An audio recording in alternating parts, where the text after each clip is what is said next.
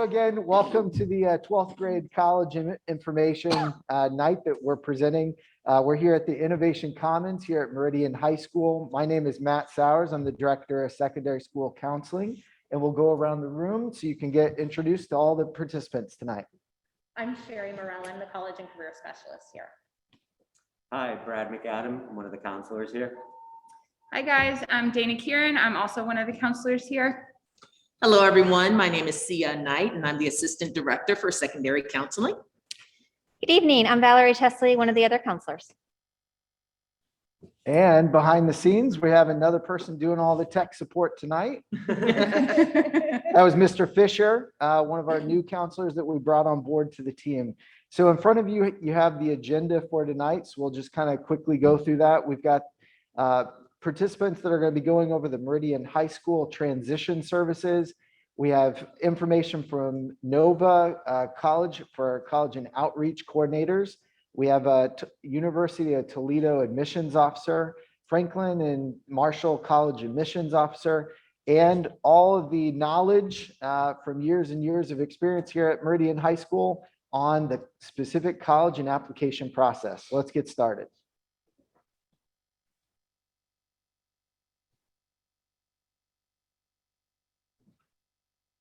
First, we will be sharing a video featuring our transition coordinator for students with disabilities, Ms. Liz McCarthy.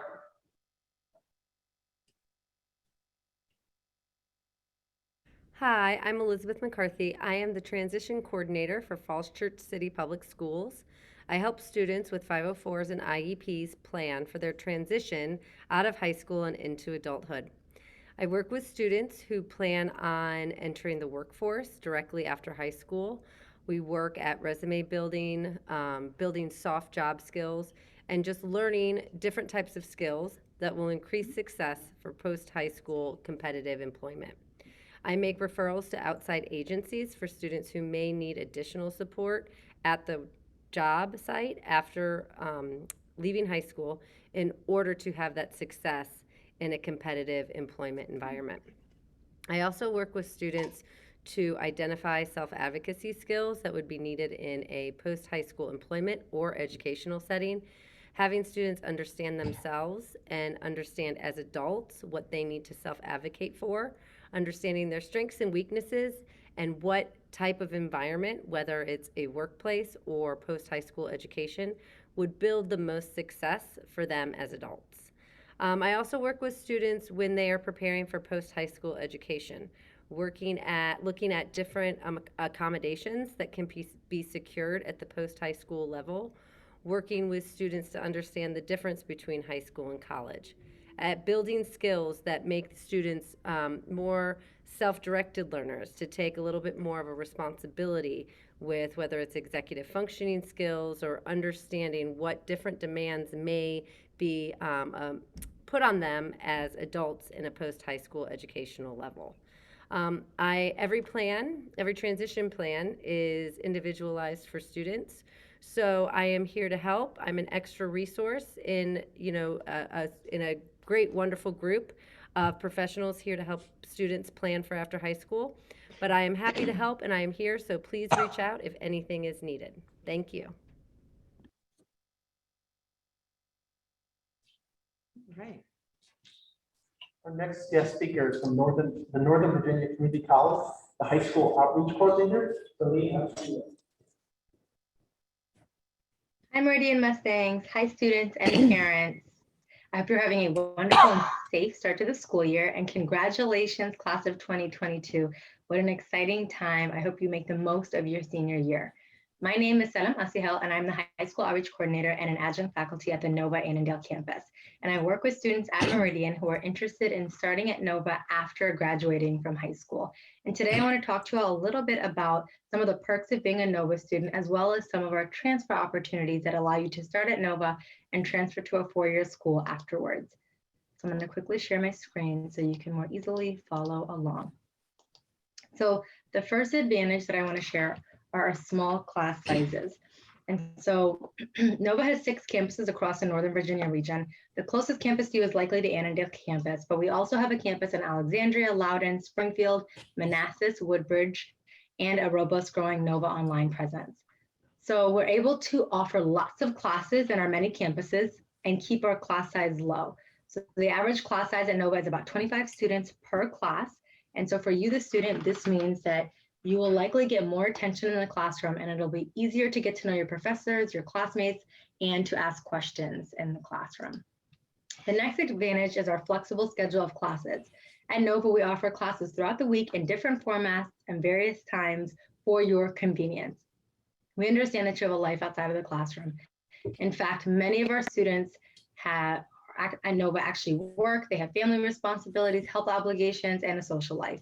We get it, and we intentionally set up our classes in a way that allow you to take classes at Nova while also living your life. So classes are offered Monday through Friday, and on the weekend, they're offered throughout the day, morning, afternoon, and evening, and in different formats. So online, in person, and a hybrid mix of both online and in person are also available. So you can be confident that you can set up your schedule at Nova and also maintain your life outside of the classroom. Now, the next advantage is the cost savings, and this is a really big one, and it's probably going to get the parents excited. College does cost money. You want to sit down and really talk to your family and think about how you're going to finance your education. But every school is different and has a different sticker price. At Nova, our price is much lower because we do receive more money from the government. And so you can pretty much expect to pay less than half of what you will pay at most four-year colleges and universities at Nova. And so just to give you context, I have some numbers listed here on the screen. The average associate's degree at Nova costs about $11,500. That's pretty much freshman and sophomore year of college. At a four-year college or university, like George Mason, UVA, Virginia Tech, Norfolk State, you name it, you're paying about $42,000 or more for that same freshman and sophomore year. So you can save about $31,000 by coming to Nova, which is a huge cost savings, right? And really makes Nova a smart financial choice. Now, the last advantage or perk are our transfer opportunities. And these allow you to start at Nova and transfer to a four-year school afterwards.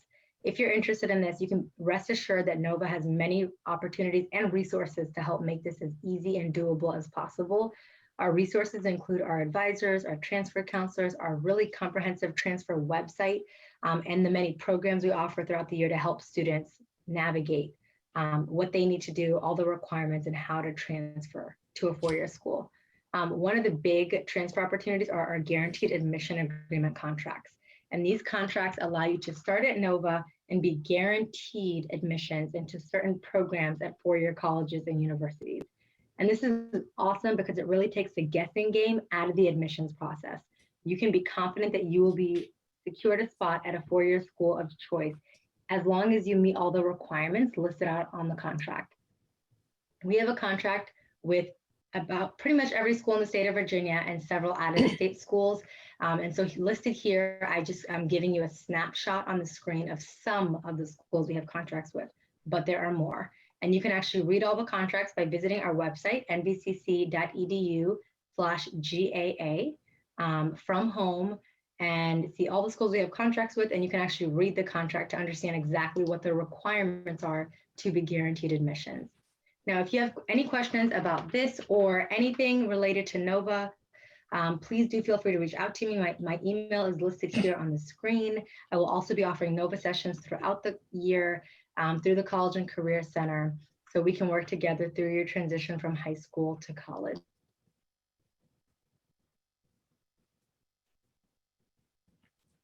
Our next guest speaker is from the University of Toledo, Ryan Chernick.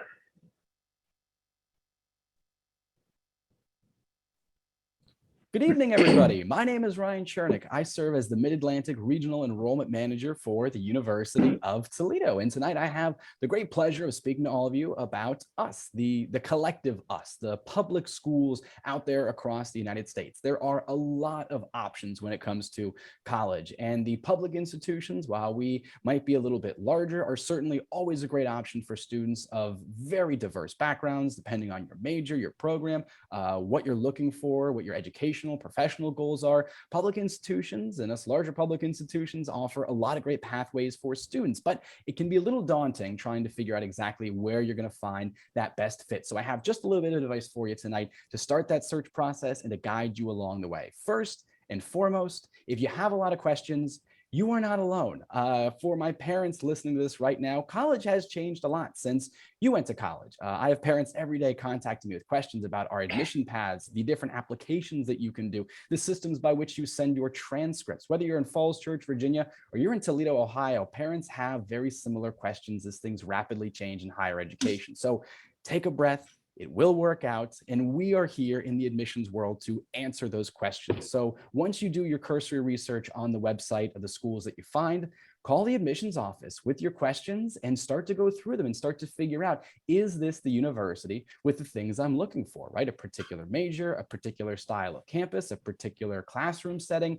All of those questions are important, and us in the admissions field are happy to answer them and happy to help you figure out if this is going to be the right fit for your student, or if you're the student, right fit for you, and figuring out if this campus is where we might want to take a visit, because that is the next step. Once we go through all of that research, we get our questions answered virtually, eventually we're going to need to see the place that we might be attending college for the next 4 to 6 years. So make the investment, not only financially, but time-wise, into visiting some of these institutions. And especially if you're looking to go outside the state of Virginia, it might take a little bit of time. So if you can, put a little road trip together. If not, do them one at a time, but see the campuses. It's incredible how fast families figure out if this is the right feel of a university. I know that sounds very subjective, and it is, but you have to go there to figure that part out. You can only do so much with a virtual tour on the website. You have to go there and meet the faculty, meet the staff, meet the students who are going to be your future classmates. That's the only real way to figure it out. It's also the only way to make these larger institutions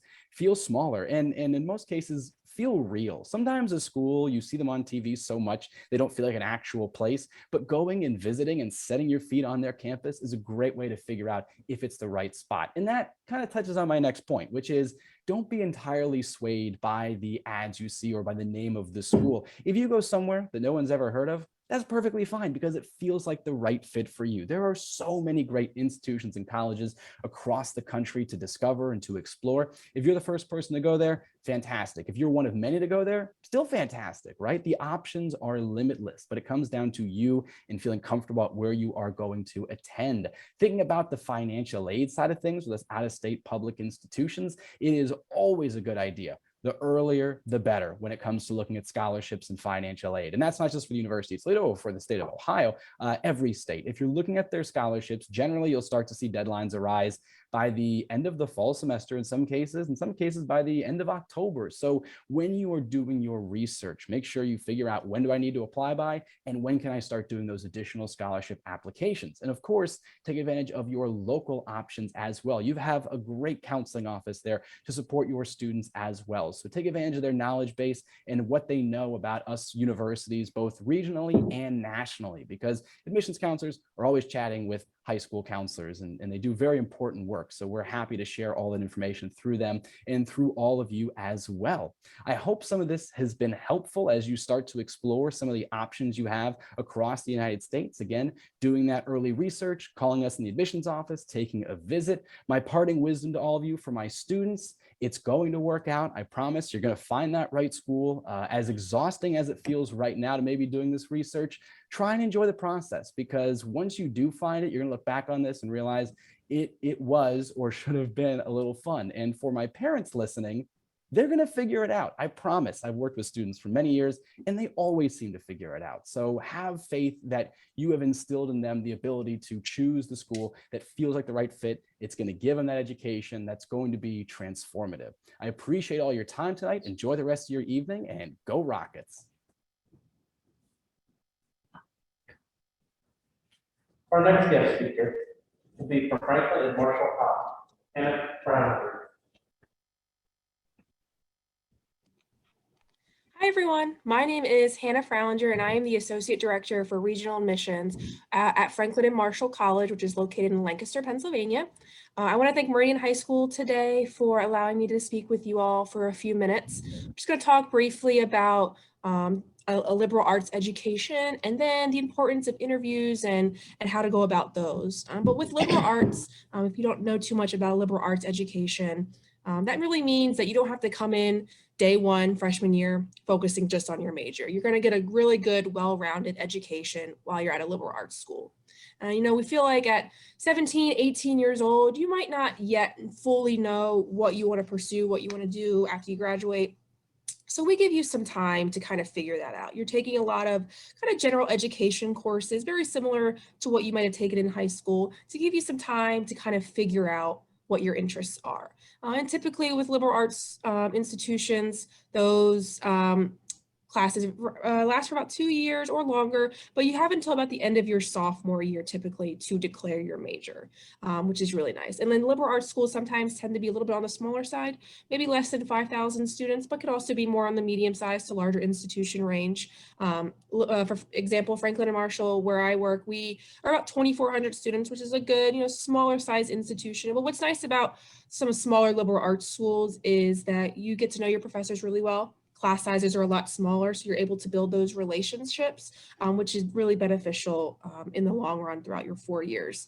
Get to know your classmates really well. And then, you're not going to know everyone being at a smaller college, but not everyone's going to know you, which is nice. So you get a really good balance in that aspect. And then with the admissions kind of side of things, when you're kind of looking at different universities and colleges of what their admissions requirements are, you might see that some of them require or strongly encourage interviews. Here at Franklin and Marshall, for example, we do advertise interviews, but they're not required. They are strongly encouraged, though. It's kind of the language that we use. And so when you see something that says, strongly encouraged, if you are able to do one, and if you have a high interest in that institution that is strongly encouraging an interview, I would definitely do some research to see if you're able to do one. What's nice now, after COVID, with everything being very virtual, we are now offering, for us at least, virtual interviews Monday through Friday. So it's a really great opportunity to just have that access to have those opportunities. And I imagine a lot of other colleges and universities are doing the same thing, having that virtual interview aspect, because you might not be able to make it to campus for an interview, or a counselor might not be in your area to do one. So having that virtual option is great. I would just explore the institution's website and kind of see what their offerings are. Do some research in that aspect. And then with interviews, it's nothing to be nervous about. It's not going to make or break an admissions decision. It's really just a way for us to get to know you better, and how might you contribute to the campus college community, what you've been doing in high school, what you've been doing in the classroom, outside the classroom. So, if you wanted to bring like a transcript or a resume with you to your interview, if it's in person, or if you wanted to email it, if it's virtual, you can certainly do that. But it's definitely not required. And it's just really a conversation between the admissions counselor and yourself, just really get to know you a little bit better. And it's just another great way to have a really well-rounded profile when we're reviewing your application. It's just another great piece to bring in when reviewing everything very holistically, as most colleges try to do.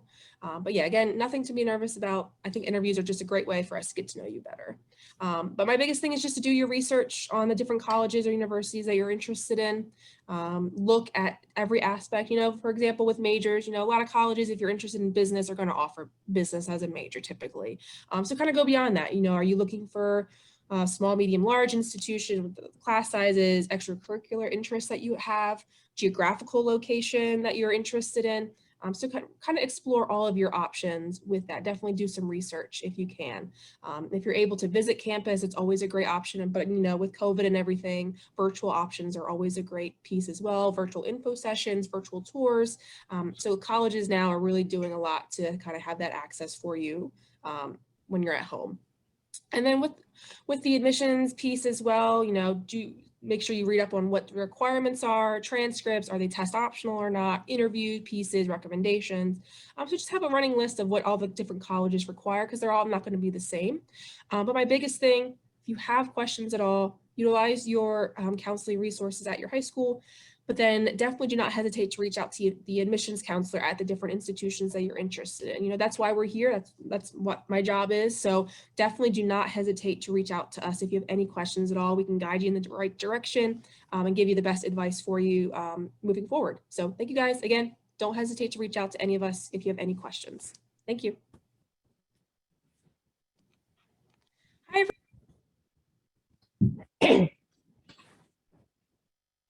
That's what we've heard from our colleague, Ms. McCarthy, along with our colleagues on the college side. I'm going to echo what many of them said, as they're illustrating that there are many different paths that students can take for their post-high school careers. College is one of those options. When students are transitioning through senior year, it's a self-reflective time, and the Franklin and Marshall admission officer articulated that it's the time to do research. There are many ways in which students can utilize resources that we have available at school in order to do their research to find that best fit. Where are they going to flourish next? Naviance is the key tool that our students use, but I also have a number of college search engines posted on the College and Career Center website that students can utilize to be brainstorming and thinking about the large schools, the small schools, close to home, far away, those two-year schools with the opportunity to transfer to four-year institutions, and come up with their list of criteria. So utilizing those search engines as a starting point. To personalize things a little bit more, we have virtual college visits going on here at school. They started about 2 weeks ago and will continue through the beginning of December. Students have the opportunity to talk in a small group, sometimes even one-on-one with an admission officer to learn about that institution, but also the application process. Students find out about those visits by logging into Naviance. The schedule of admission officers who will be joining us are on the homepage in Naviance, and students can self-select to attend, obtain their permission from their teacher to come out of class to join me in the College and Career Center to engage in that conversation. Outside of school, there are a number of opportunities going on. College fairs, most of those this year are virtual, sponsored by a wide variety of groups.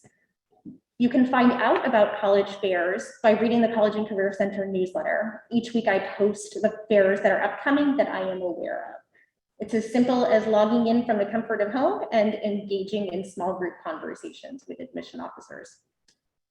Campus tours. If you are comfortable stepping outside of Falls Church and would like to go to a college for a campus tour, do call ahead and find out what their protocols are.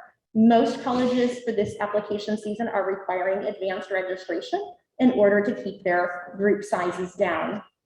So do call and register in advance.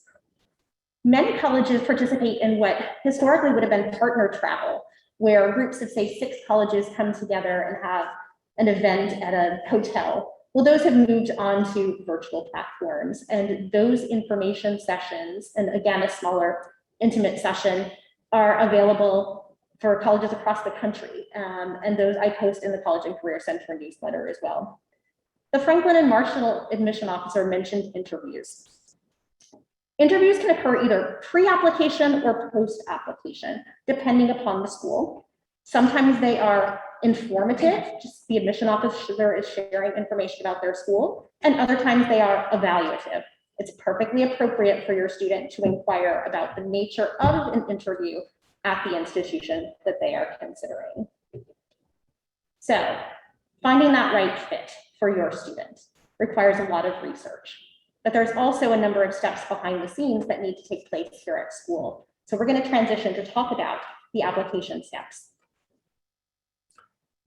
Okay, so once it's time for a student to actually apply to a college or colleges, we wanted to provide an understanding for how that process works at Meridian High School in terms of what the student is responsible for and then what we at school will be doing on our end.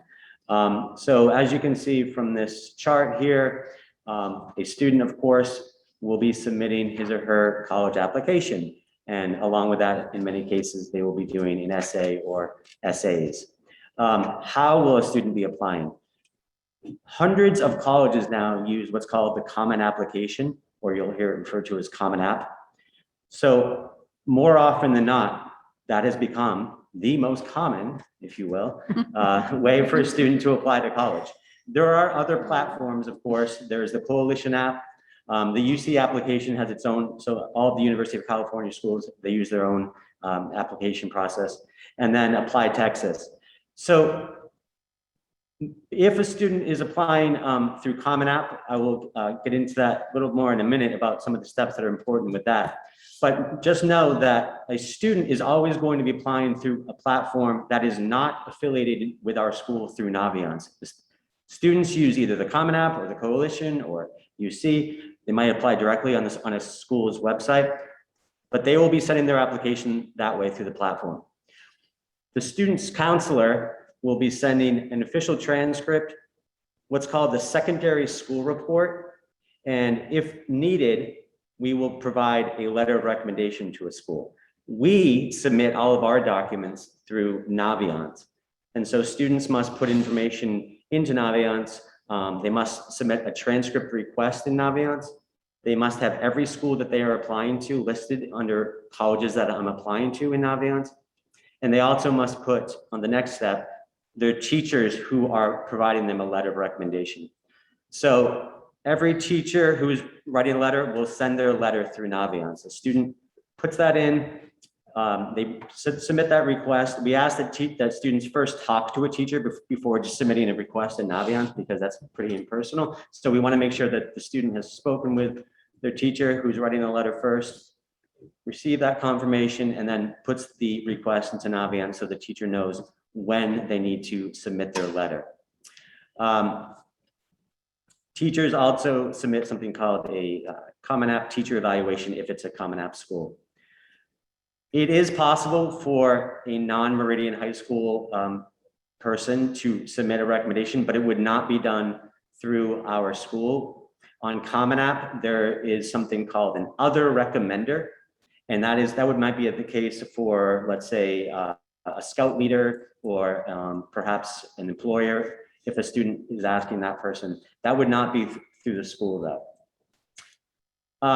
We will talk a little bit more about test scores in a moment, but just know that if a student is asked to submit official ACT or SAT scores, the student must have those submitted through either College Board or ACT.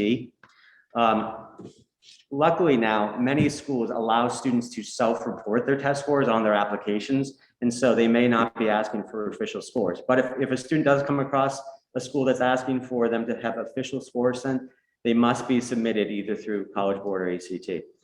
Please also know that standardized test scores will not appear on a student's transcript that we submit. So if you've had students in the past that applied through George Mason, they would have been on the transcript then, but moving forward, there will be no standardized test scores on the Meridian High School transcript. Also, before we continue, can I just also say that I see that there's some questions that are coming up in the chat, and that's great. What we'll do is we'll hold the questions and I will share them at the end when we get through the presentation. So thank you. You've heard Naviance mentioned a few times in the last few minutes. Just for those who are not familiar, Naviance is the portal that we use to submit the documents for students. It's also the way that we track all of the applications that a student is submitting. So again, no matter what platform they're using to submit their application, every school that a student is applying to has to be in Naviance. It's also a great tool for us and for future students as they start thinking about schools that they may apply to, because data that's entered into Naviance is used by students to kind of determine, well, for previous Meridian students, what did it look like? What were their test scores? What was the GPA? Just to kind of give a sense of how they may compare for certain schools they might have interest in. So it's very important to us that the information that's entered into Naviance is accurate. That we put here how a student goes about accessing their Naviance account. And again, it's an important tool for students to use, not just for the college application process, but as Ms. Morel mentioned, the visits that colleges are making to our school, our students sign up through Naviance. So it's very important that they're familiar with that site. Again, there'll be different ways that students apply. Unlike when I was in high school and I had to type my Common App literally on a typewriter, everyone. That's right. Everything is done now digitally. It's pretty nice. It's a few clicks of a button. And of course, the benefit to a Common App is that a student could apply to several schools with one application. So it's made their life much easier. one very important step that students must do for our purposes is they must match their Common App account with their Naviance account, because again, while they're sending their documents, their application through Common App, we are sending our things through Naviance, and so the two accounts must be matched up before we are able to send anything. And again, there are other online platforms that are common here listed where students may be applying to these schools. In the cases where it's not a Common App school, there is no way to match the account, and that's not necessary. We're able to send documents to these schools without having the accounts matched. Okay, application requirements. It's really important that students look and research what each college they're applying to is going to require. Number one thing is their deadlines. Is the student applying early action? Do they have early action? Early decision, regular, rolling? These are all things we'll get to in a moment. But you know, a lot of times students aren't sure what they're going to apply, and they might put in they're going to apply in January, and then in reality they decided they're going to do a November deadline. And that's all important information for their counselor to know, so that we know when to send materials. Is there an essay required? Yes, the Common App has an essay requirement on there. Not every school is going to read it. Some colleges might have supplemental essay questions that they're going to ask students to complete as well. So that's really important for them to know what those may be. Do they require standardized testing? I know Ms. Morel is going to talk about this later, but you know, many colleges have gone test optional in the last 2 years. And that's really important for students to know. Do they need to send scores? Can they send scores? Are they going to look at scores? And the last thing is, do they require letters of recommendation, and how many and from who? And this is really important because some students, you know, will have asked 2 or 3 teachers. And then when it comes down to adding the schools in Naviance, some of those schools might not even require 1. So it's really important to find out ahead of time, make sure, you know, you're not asking teachers unnecessarily. So that's super important. And then whether or not they require a counselor letter. Many do, but some don't. So it's really important to know each of those pieces. What are the specific requirements? Because not every college is the same. Admission options. We have early decision. You can only apply to 1 school early decision. It's a binding agreement. So that means that if you are accepted, you are committed to go to that school. Typically, these decisions come out around mid-December with an early decision deadline of probably November 1. It could be as early as October 15th. But this is really a school that a student knows they want to go to. They have no hesitations. This should not be used as oh, I'm going to apply here because I heard it's easier to get into. It should really be, this is their dream school. This is where they want to go. They know they're not going to want to go anywhere else. Early action, you can apply to multiple schools early action. It's non-binding. Students typically don't hear back until after, it's actually after winter break. I think there's a mistake there. And then students have until May 1st to commit to a school. There are certain restrictions with restricted early action schools. Some of those allow you to apply to like a public university early action and then 1 private school early action. And then we have rolling admissions. You can apply whenever you want.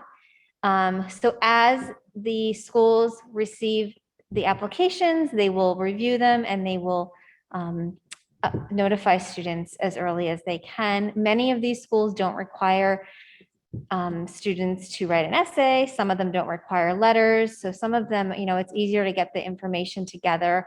Some schools even allow students to self-report their own grades so that a transcript is not even required when they apply. And then of course, there's regular decision, and these deadlines typically fall anywhere from January 1 to about March 1 or so. So, you know, regardless of the admission options, students should also pay close attention for deadlines for scholarship consideration. Sometimes if it says like priority decision, that mean, or priority admission, that means that if a student applies by December 1st, for example, they can be put in the pool for a scholarship. So just be really mindful of those different deadlines.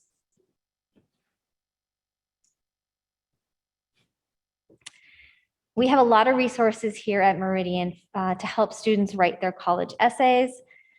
English teacher is always sort of the first person a student might want to go to, or our writing lab. Students can sign up and get help from Dr. Chernick. We also this year have a choice during their stable group for the next several weeks. Miss Weston and Miss Love are doing an essay writing workshop for seniors. So that's also great. Hopefully some of your students have already signed up. Make sure students proofread their essays really carefully. This is sort of, a piece into who they are. So you want a college to really get a good sense of who that student is. And it's also important to read it out loud, and for you as a parent to maybe help them brainstorm, or to just help them put some finishing touches on it. Okay, so the next piece we're going to talk about are transcript request deadlines. These are super important for us to stay organized. As the counselor for seniors, we are juggling a lot of different applications and a lot of different deadlines. So what we have on the chart in front of you is the college application deadline itself, and then our internal transcript request deadline.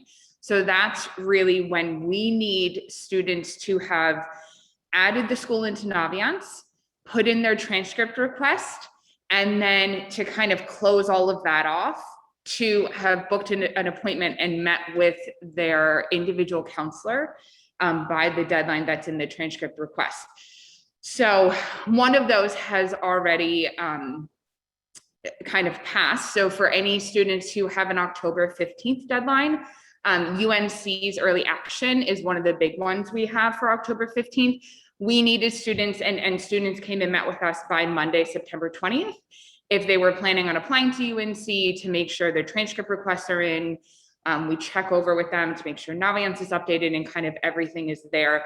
Another very big one for us is coming up is any students who have a November 1st deadline, which we do tend to have a lot of students who work with those early deadlines. We need them to have kind of gotten everything into Naviance, requested their transcript, and come and met with us by Friday, October 8th, which is next Friday. So our calendars are up. We'll kind of go over it in a minute, how they connect with us via that. But just know that if you know that your student has an upcoming deadline, just any reminders for them to make sure that they have come and connected with us, met with us, so that we can make sure we're getting their materials in on time. So an integral part of that is working with them on our counselor letters of recommendation if a school requires it.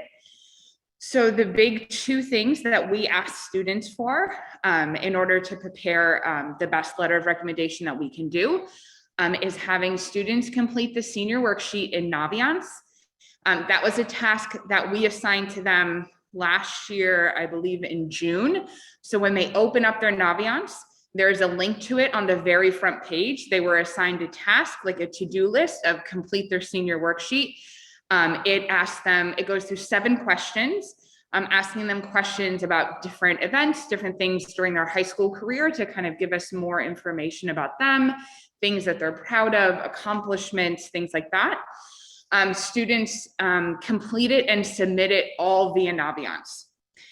So once they have submitted it, it's definitely something that they should let us know. Unfortunately, Naviance doesn't let us know when kids have completed the senior worksheet. They can send us an email, Schoology message, and just kind of let us know. The other big piece for the letter of recommendation comes from you guys, the parents, is the parent brag sheet. So last year, at the end of the year, all of the counselors emailed out to all the parents a copy of the brag sheet, kind of going into summer, knowing that families were maybe going to have a little more time to work on it. The parent brag sheet is also in Naviance on the student's homepage. If you scroll all the way to the bottom, under documents, there's a copy of it. So that is really your opportunity as parents to kind of brag, for lack of a better phrase, about your student. Why are they wonderful? What are the things they do outside of school, at home, things that we would never even maybe know about or see that really make them wonderful, that you think would be helpful information for a college admissions officer to have. The more relevant and the more recent it is, the more helpful. Stories from when they were little are great, but it's just not as relevant when we're writing their brag sheets. So we really want kind of recent information about the things that they're doing that we might not even know about. When you complete that, we just want you to email it directly to us. That is the best way to get it to us. And so once those two things have been done, using the deadlines that were on the previous slide, we really then want the student to schedule a time to meet with us. And that's really when we go over everything all together. We will go through the worksheet with them. We will have already gotten your brag sheet, and it really gives us a chance to sit down with your students, talk with them about all the information we've gotten, find out information from them. What are they writing their essay about? So we can make sure that we are covering different information in our letter and kind of go over all of that with them. They can find the links for our calendars in the counseling class of 2020 course on Schoology. Our calendar links are also on the website if they ever lose them, and I think all of us have them in our email signatures. So if they definitely need to meet with us by that deadline and kind of have all of those documents together so we have everything we need to write the best letters for them possible. Teacher recommendation letters are also a really important part. Ideally, students have already asked a teacher in person for a letter of recommendation. We met with students in June of last year and kind of encouraged them before they left for summer to pick at least one or two teachers that they wanted to ask for a letter of recommendation from. Once they have talked to that teacher in person, confirmed that the teacher is on board with writing them a letter, the next crucial step is to make sure they add that teacher recommendation request in Naviance. Otherwise, teachers will not be able to upload their letter. There will be nowhere for it to go. So students have to go in individually and decide which teachers' letters are going to which schools. So they will assign the teacher recommendation to the individual colleges and universities, and hopefully paying attention to the information that Naviance gives them in terms of how many letters each school requires, how many they will allow. All of that information is given to them in Naviance. And then we also encourage them to confirm with the teachers about a month out from their first deadline. Just again, thanking them for writing the letter. Just want to remind you, I have a deadline coming up on November 1st. Checking in, making sure there's nothing else that the teachers need in order to have their letter ready on time. We're going to talk about test scores now. We've mentioned it a little bit, but I'm going to go into a bit more detail that the test score landscape with the pandemic, it's really blew up. That we hear now much more about test optional, these schools that leave the decision up to the student to submit their test scores or withhold them. Test flexible schools, they're not so much on the landscape now because test optional is kind of taken over in the front lane. But test flexible schools would allow students to submit other types of scores to substantiate their capabilities. There's a growing group of schools that are test blind or test free, meaning students could have taken the SAT or the ACT, but they're not going to look at those test scores anyway. My word of caution with test policies, with test optional, is for students to inquire, does the applicant pool, the percentage of students who applied last year with test optional, not submitting their scores, how does that mirror the percentage of students who were accepted? Did 50% of the students apply with test optional and then 50% were admitted as well? Or is there a difference? That's a specific question for each college or university. And that's a fair game question for our students to ask during these virtual college visits, or if they're popping online for a college fair or other small group information session. If a student decides to apply submitting their test scores, they may or may not need to submit an official score report. If an official score report is stated on the college, their admission website, they need to go directly to ACT or SAT to request that report. Many more colleges in recent years have moved to students self-reporting their test scores right within their common application. So students can save themselves that time, but also those additional fees to have test scores sent to colleges and universities. So look at the test optional possibilities with your student, confirm what those admission trends were for their colleges and universities on their list, and then find out if you need to pay to have an official score report sent. So paying for college, paying for application fees, it adds up quickly. For financial aid, that application opens up on October the 1st. It's the FAFSA form. October the 1st is the entry point for students for the next application cycle for students who will start college in the fall of 2022. My recommendation here is apply early.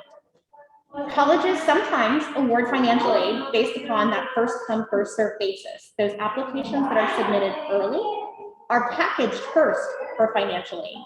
So it's almost a apply and then just wait. Wait and see if your student is admitted, and then the financial aid information can follow shortly thereafter. A second form that you may find is being asked of you and your student as part of the application process for financial aid is the Css Profile. This is a more essentially in-depth FAFSA form. It is overseen by the College Board, the group that handles the SAT. It's required for some schools, not all, more often the private schools rather than public schools. Another way to cut costs for college is scholarship opportunities. Don't ever pay to get scholarship information. We have scholarship resources right within Naviance for your student to explore. There are a few other college scholarship databases that are posted on the College and Career website that I think are noteworthy to explore as well. I would not suggest that your students sign up for all of those databases because their inbox will be flooded with messages. So pick a few and see if there are scholarship opportunities that fit them. The most effective way I've found for students to get the bigger scholarships to cover their costs or part of their costs for college is to be doing that thorough college search, building a diverse college list that includes colleges and universities that offer substantial merit scholarship opportunities and positioning themselves in the top portion of the applicant pool to apply to that institution. Colleges sometimes will review all applicants for scholarships. Other times there will be a separate application process that is required, additional essays, perhaps even interview, recording, audition, and whatnot. So looking at scholarship opportunities that are offered by the colleges and universities that your student is exploring tends to yield the bigger dollar amounts. So we've covered a lot. Your students have a lot of things that they either should already have checked off of their list or are current works in progress. Building that diverse college list as they're exploring institutions and adding them to their list or taking them off of their list as they're thinking about who they are and where they want to plant themselves for their next 2 or perhaps 4 years. Being mindful of those deadlines. The college application process is very much a time-driven process with dates and deadlines and materials to check off of their to-do list. So staying organized and having their materials at hand to submit on time. Those 11:59 submission of applications on the day before their due is probably not the best idea. So building their timetable out a week or 2, if not more, in advance to press submit on those college applications and scholarship applications is often a good idea. We talked a lot about those supporting documents from the student and the parent in order to support the college school counselors to write those strong letters of recommendation to support your students. Students can schedule meetings with me to talk about building that diverse college list, and the logistics of matching those applications with Naviance and crafting those college essays that are different than an English class essay. These are essays that should leave the admission officer with some nuggets of information about who they are, what kind of person they are, what maybe they're excited about. It should not be the narrative form of their extracurricular activities, but show something about themselves and be reflective perhaps in some way. So their essays, I find, are stronger when they have the beauty of time to evolve. So supporting your student over the next couple of weeks and months in anticipation of their application deadlines to have those essays evolve, and using the support services here at school to craft those strong statements. We have a few other opportunities coming up for you to learn more and your students to learn more about college. Tomorrow, we have 4 branches of the military where the recruiters are going to talk about the ROTC scholarship process. Students can come to the College and Career Center, and we'll have virtual conversations with each of those representatives if they're interested in ROTC programs. Next Thursday, we are very fortunate to have staff from the Disability Services offices at George Mason University. We're going to talk about transitioning for students as they're looking at support services in college and how that is different from what is available at the high school level. And then paying for college. On October the 20th, the staff from the College Funding Coach, which is based out of Tyson's, has a presentation for us titled The Little Known Secrets of Paying for College. So the Disabilities in College webinar and the Little Known Secrets of Paying for College are both Zoom programs, and the information and Zoom links will go out through the College and Career Center newsletter in the coming weeks. As your students are completing their college applications, they may need to report our CEEB code, the CEEB code. That is a key piece of information that tags our school and the historical record of applicants from our school for each college or university. Also relevant for registering for tests as well. So here's some key contact information that your students may need to reference.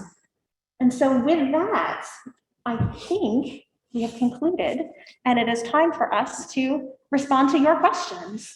All So thank right. you. Thank you so much. I have been monitoring the chat, and what we're going to do is we're going to do a lightning round. It's a speed round. So we're going to make sure we can answer as many of these questions as possible. Some may have been answered during the presentation, but in order to make sure that we are kind of, if someone had to walk away, etc., we want to make sure we can answer these quickly. Okay, so first question, have all the universities realized that we are no longer George Mason and that we are Meridian? Who wants to talk about that? All right, I will field that one. We did go through the process over the summer to change that CEEB code that I referenced. That is the key source of information with the SAT and the ACT that connects to our school. So that code has been updated with our name now of Meridian High School. The dilemma that we are encountering is that it is up to each college or university to pull that updated list of information. So I am making calls to colleges when I see that the information hasn't been pulled on their end, and I'm nudging some college admission officers. But the information is certainly out there and available, and we will triage any gaps that we find in the weeks to come. But know that the name change will in no way delay your students' application for consideration. Okay. Next, the Common App asks for the size of the senior class. Who can provide that number? Mr. McAdam. 225. 225. 225. Perfect. All right, now, next question. Is there a disadvantage applying to Virginia schools if you're from Northern Virginia? And That's a tough one. Mhm. I'll be bold and say that. It depends on each applicant pool. And part of the college application process, the mystery, if you will, is that we don't know, and you student doesn't know, you as parents don't know, what are the institutional goals for that school, for that application cycle? That are they looking for geographic diversity? Are they looking for geographic diversity outside of Virginia? Are they building that anthropology major? Are they looking for students from rural areas versus urban areas? You don't know that. So I think the answer to that question is it varies for each application cycle and for each institution. And I know that doesn't feel good as an answer, but that's really what it can come down to for colleges. Okay, thank you. All right, should we be concerned if something is showing as pending in Naviance, but submitted in Common App? We've made sure that things are matched, but I can take that. okay. So when it says submitted in Common App, that's the student's application. So if that student went ahead and applied, even though the deadline wasn't for weeks, that's fine. we make sure your students counselor and teachers, we make sure we meet whatever deadline that we see in Naviance. So if we see a November 1st deadline, we might not send it until October 30th, and that's okay, because the schools aren't even going to look at it until November 1st. I know that this makes a lot of students anxious. They think that if they get their materials in earlier, then they have a better chance. That's not necessarily true. If a student is applying to a school with rolling admissions, that's when it's really important for your student to meet with us so that we know that, so that we know, around the time frame of when they're hoping to submit, and we will try to do our best as long as we're given those, 3 weeks to a month's notice where we can write a strong letter if needed. So just know that if it's pending in Naviance, that just means we haven't sent the transcript and our documents yet because it hasn't met the deadline. We haven't gone over the deadline, if that makes sense. Next, do students have a better chance at admission by doing early action? Oh, I love that. Yes, that is a It's a big question. age-old question. I'm not gonna answer. But I can feel that one again. yes, And I hate saying it, it depends on the school. Yeah. It depends on the school. It's a fair game question for you as a parent or your student to ask. What are the admission differences between early decision, early action, first round, second round, regular decision, to determine, is there an advantage to applying early action? So that's on a school by school basis, but have your student ask that question. was the brag sheet only 2 questions? Yes. Yes. Yes. Okay, very That's amazing. All right, let's see. Is there one transcript request? I think somebody wants to get straight on this. Mhm. Do you have to request and set up a meeting every time you apply to a school?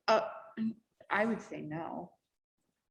Correct. You don't Yeah, need to not set for up every single one. Once a student has met with his or her counselor, that process has sort of been kicked off. And so if a new school is added after that point, what we might ask is that the student just maybe shoot us a quick email and just be like, hey, just so you know, I added another school. But there's no need to have another meeting at that point, once they've had that initial meeting with us. And ideally, when they meet with us at that one point, their list of kind of schools that they're applying to is fairly set. So we can kind of look over it all at once, make sure everything is in place, so that we send off, like everything at once. And then like Mr. McAdams said, if they add a school here and there, that's fine. But ideally, when they're meeting with us, their list at that point should be fairly set. And then we just do one meeting. Here's a question. Is it common for a school to not accept a student early decision, but then accept them later in the year? And do they need to reapply for regular decision? So I'll take that one. So if a student applies early decision or early action and are deferred to the regular admission pool, that means that they're looking for those senior year grades. We will automatically send senior year grades. So at the end of January, at the end of Q2, we will send grades so that the school is probably looking for a more recent picture of how they're doing in senior year. So they don't have to apply again. And to be fair, they can't apply. Like when Right, they they can't. were denied the first time, they're not going to get in the second time. So in that 1 year span here, they will not be able to apply again if they have been denied the first time. Okay, here is a question. How many schools should a student choose to apply to? Good question. Especially now that many of them don't charge a fee. That used to be cost prohibitive and like, oh, you spent $3,000 in application fees. Now, hey, can we apply to 57 schools? No, thank you. Okay. No. Do you have a recommend? I don't know if we want to say like it's Yeah. a recommended number, but I mean, 8 to 10 is to me Yeah. a fair amount. Mhm. It all goes back to what we've all kind of talked about, but in some of the admissions people too, doing the research. And if a student has done the sort of, I would say, the proper amount of research, there really would be no need to apply to more than 8 to 10 schools, because when it goes beyond that, it's telling me that a student is sort of just kind of thrown in, up against the wall and seeing what sticks. And really, if they kind of really look at each school that they're applying to and say, okay, here are the reasons I'm applying to the school, here are the benefits that I see of my going to this school, that is going to limit the number that they're applying to. So I don't see a need for students just to say, oh, I'm just going to apply to all the Ivies. Well, why? Just because it's an Ivy League school? What does that mean to them personally? And so that's where the sort of the personal research comes in.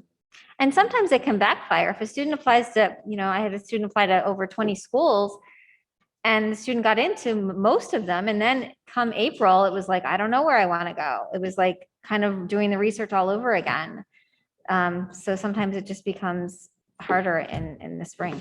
Yeah, and for a lot of the schools, they can have supplemental essays. Even if you take out the cost part, it's just a lot of work for the students. And I think we see it on their end, like they are busy and, anxiety levels are high. And then when they kind of put the full-time job of college applications on top of that, supplementals for every school, like it's a lot of moving pieces and it is a lot of work for them.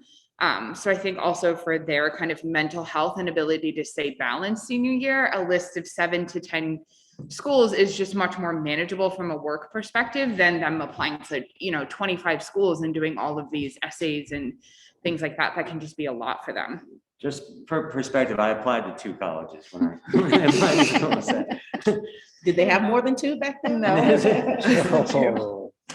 So here's a question. Is there a magic answer or formula about submitting test scores for a test optional school? That's a great question. And here's my direction. To go with your student into Naviance, and on the college information page, that main home screen on the overview tab, if you scroll down, you can see what the SAT and ACT score ranges and GPA for students who applied nationally to that institution and students who applied from our high school previously. If your students' test scores are at that mid 50% range or above, that's additional data that will further support to the admission committee that your student is capable of being successful in the classroom at that institution. So in that situation, I would say if they're on the upper half of that mid 50% range, go ahead and send those scores. If there's for a test optional school, if they're at the lower end of that spectrum, then I would use that test optional and refrain from sending that or self-reporting it on the common application. And this is where your student may need to be a little bit proactive. If they're applying to some schools where they want to share those test scores, but then they're applying to some other schools where they want to shield those test scores. It is possible in Common App for students to have 2 different versions of their application, and I can walk them through that process if that's their situation. But mid 50% range, the higher end of that, I would send test scores. Leave them off if it's the lower end. That's a good rule of thumb. Okay, we have maybe 2 more questions. First question is, some colleges require the first quarter, first semester grades. How do students officially request that those be sent in? They don't, well, okay, there's 2 answers to that. If a school would like to see their first quarter grades, sometimes early decision schools, early action schools will specifically ask for quarter 1 grades. We are happy to send those out. The student just needs to email us, come see us and let us know. And the counselor will send the schools their quarter 1 grades. Sometimes schools will ask us directly, but usually they let the students know and the students communicate that to us. In terms of sending out their quarter 1 and 2 grades, that is a document that's called their mid-year report. Students do not need to request that. We automatically send out the mid-year report for every student who and every school that is listed in their Naviance account. So we will create a transcript that will have some version of a quarter 1 and 2 grade in it. And then we automatically send those out to every school that a student has listed in Naviance so that they can get their mid-year report. So students do not have to request those. Okay. The last question I'm going to ask will be asked anonymously. Let's say someone's missed the October 15th deadline, hypothetically. No one here. But if someone misses a deadline, is there any recourse? What do they do? Well, we can certainly, first of all, the student should come see their counselor like tomorrow. But we can certainly send a transcript. I don't know if we can send a counselor letter. I don't know if we'll have enough time. That's sort of, if there's already one written, that's great, but we can certainly guarantee that we can send a transcript. Wouldn't you say? But if all else fails, they should just be in our office like tomorrow morning at 7:55 a.m. waiting for the counselor to open the door. And the last thing is, if students have questions that were not answered here during the presentation. How do they find you and what do they do? Our office is in Suite 302 on the 3rd floor, which is actually right around the corner from where we are now. So the best thing in the college process, and the most important thing that I think that we try to communicate to students, is everything they're doing should be reflected in Naviance. And that if they have any questions or if anything is up in the air, to just come meet with us. Meeting with us in person, talking about this process through their applications is the quickest, fastest way to get every problem solved. We are happy to help them find the answer. If we can't do it, we have each sat with students and called admissions officers with them, sat on the phone with Common App tech support with them. This is a big part of what we do. We're here to support students. So they can come into our office, they can book an appointment with us online. Our calendars are on the counseling class of 2022 Schoology page up at the top. It is in all of our email signatures. And we also have our calendar links on the website, on the counseling page. So students should really just, this is the first big process that they are kind of taking ownership of. So the best way that they can do that is kind of coming and meeting with us directly about any problems that they're having. I would And- say, Oh, geez. may I? Yes. Ms. Chesley? You may. Thank you. I would say the other thing is we are very sort of adept at Naviance troubleshooting, and the teachers are not. So just because they're busy people and they're doing other things like teaching classes. So if a student sees that, oh, I thought Mr. Wiesner had already sent that letter of recommendation, but it's showing that it's not. Mr. Wiesner is not going to know how to figure that out, but I am. And so I would say that's why it's really important that the student always come and communicate with the counselor. If there's any sort of issue with the application, we can be the ones that will troubleshoot that, and we can help work with the teachers. But don't just leave it like, I'm not sure what's happening. Come talk to us and we'll figure it out. I was just gonna say, if a student comes, looks at our calendar and doesn't find any availability, they can just send us an email or Schoology message, and we'll find time in the day to see them. So sometimes they say, oh, you're always booked. As long as they reach out, we can squeeze them in. All right. Mr. Sowers. I just put into the chat just for this evening. Miss Knight and I have been capturing all of the questions that have been asked this evening. We appreciate all of the interaction that our families have had with us tonight. We've had almost 90 families join us, which is fantastic. So we know that there's a lot of information that we covered, but the questions that we were not able to address within this short hour that we've had with you this evening, we'll be collecting the answers and accompanying the video in a future newsletter, as well as linking it to the website. So again, thank you for joining us. And with the wealth of knowledge that's in this room tonight. And we look forward to having you join us on this journey over the next few months. Thanks, everyone. Bye. Bye. Bye.